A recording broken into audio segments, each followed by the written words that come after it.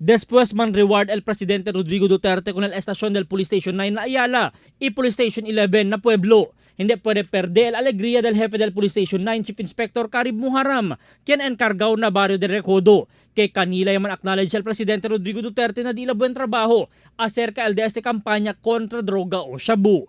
Asigun pa konele, alegre sila informa que talina 80 para 85% clear dia del shabu el antes drug-infested barangay como el Barrio de Recodo na siyudad de Zamboanga. Malaking moral yung maparangalan tayo ng presidente na siya yung mismo nag-present ng yung awards sa mga nagtanggap ng pulis natin. Napakalaking bagay yung awards na natanggap natin. Nafe-feel na natin, makasabi na ako dyan sa nasa 80 to 85% na yung kwan natin.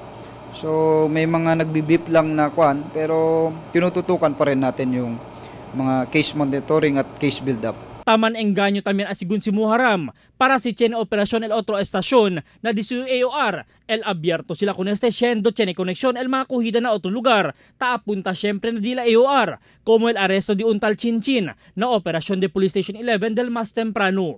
Yung linking natin sa other station, kung may kwan sila na target sila dito, we are open kung saan mapapaigting pa natin yung unity as a team, Zamboanga City Police Office team. Mga middle class pusher yalang asigun el cosa ya queda na dila AOR como na Recodo. Que mayoría kanila, envuelto pa syempre na street level pushing. Tiene asigun mga surrenderers también. El yaman monitor sila kaya bira otra vez na bendida del shabu que aura. Uno del dila mga targets na operasyon. Albert Luna, Dateline Zamboanga.